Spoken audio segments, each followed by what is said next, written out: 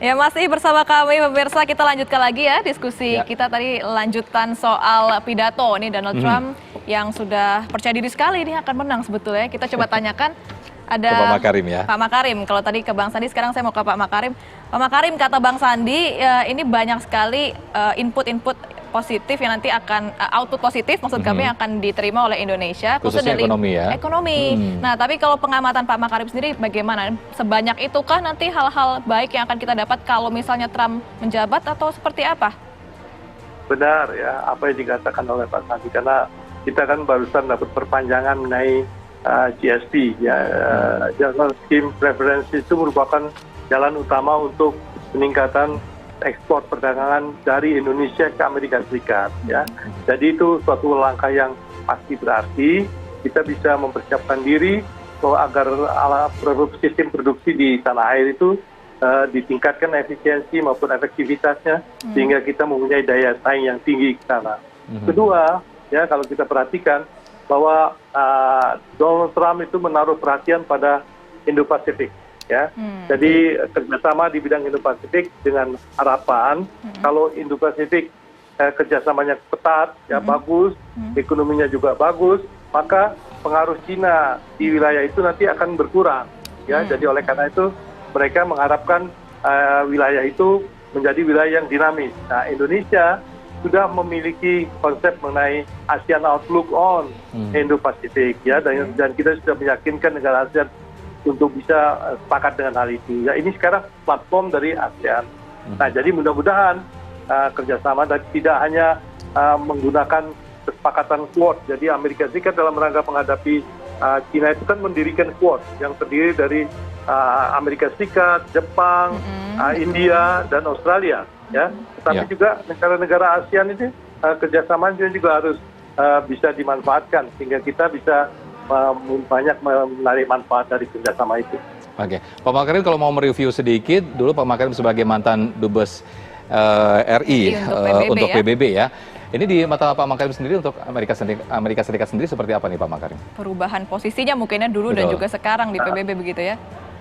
Begini ya, sejak Donald Trump itu berkuasa di Amerika Serikat, ya involvement atau keterlibatan Amerika Serikat di dalam PBB maupun di dalam organisasi-organisasi internasional itu tidak sebesar atau setinggi yang dilakukan oleh presiden sebelumnya.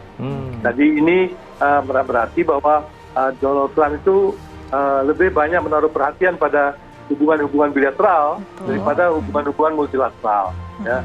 Nah, jadi kita kalau misalnya Donald Trump yang akhirnya menang, ya kita harus bisa menyesuaikan diri bahwa sistem mengenai global governance yang ada sejak tahun 1945 itu tidak berfungsi seperti apa yang diharapkan. Jadi harus difikirkan juga apa mekanisme yang bisa mengimbangi hal itu. Jadi kita bisa mencoba bersama-sama untuk memikirkan hal-hal yang bisa sebagai alternatif dari kerjasama itu. Tapi selain kerjasama bilateral, sebetulnya ini kan kita tahu saat ini kalau dibawahi oleh Trump, Amerika Serikat itu cenderung untuk proteksionis dan juga isolasionis, cenderung untuk bergerak sendiri begitu. Nah, tapi tadi kalau kata Pak Makarim, tujuannya adalah untuk menciptakan stabilitas di kawasan Asia Pasifik, khususnya dalam menangkis kekuatan Cina di situ. Nah, dengan ketidakinginan Amerika Serikat untuk terlibat seperti sebelum-sebelumnya dengan sifat proteksionisme dan juga isolasionisme itu nanti akan berdampak apa ke depannya? Apakah akan sama saja atau akan ada kemajuan sebetulnya, Pak? Jadi begini ya, untuk bisa berperan besar ya di Asia Pasifik, di Indo-Pasifik itu kan harus ada yang namanya resources yang memadai ya.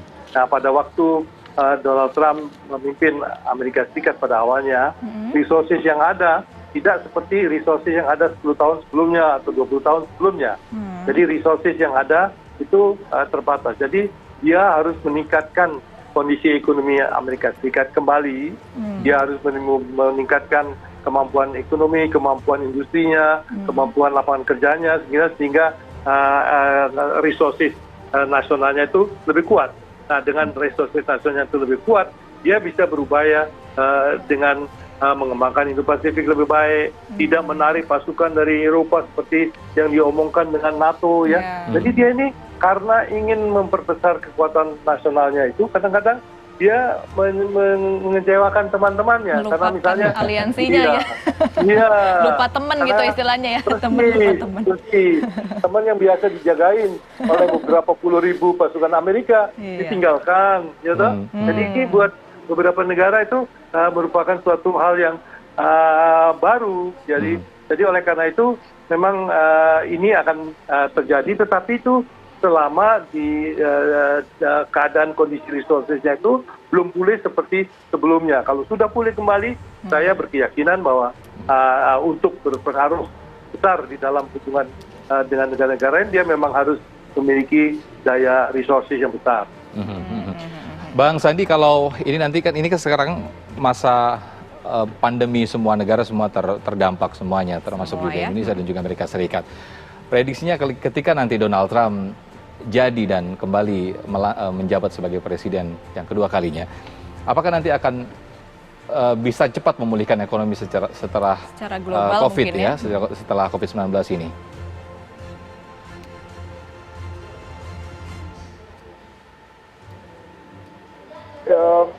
Saya melihat bahwa fokus dari pemulihan di Amerika dan di seluruh wilayah dunia itu ada dua strategi mendasar, yaitu strategi mengatasi masalah kesehatannya dan strategi dari segi bagaimana memulihkan ekonomi.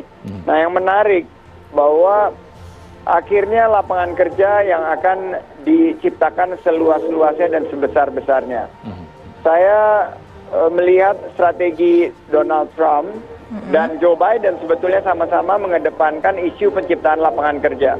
Betul. Nah, kalau mereka bicara mengenai peningkatan ekonomi, ini akan memiliki dampak secara positif secara global karena Amerika tetap saja merupakan 30% ekonomi dunia. Dan saya melihat bahwa Indonesia bisa mengambil peran aktif. Memang bapak-bapak bangsa kita ini brilian dalam menentukan kebijakan luar negeri kita yang bebas aktif.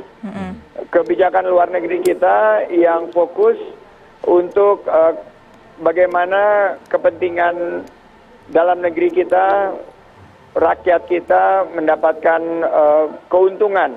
Jadi kalau saya lihat Indonesia ingin juga segera pulih, kita harus mendorong dari sisi bagaimana kita bangkit, bagaimana ekspor kita yang sudah mencapai 18 miliar dolar, itu kita bisa tingkatkan dan meliputi para pelaku UMKM yang selama ini mungkin belum tersentuh secara menyeluruh.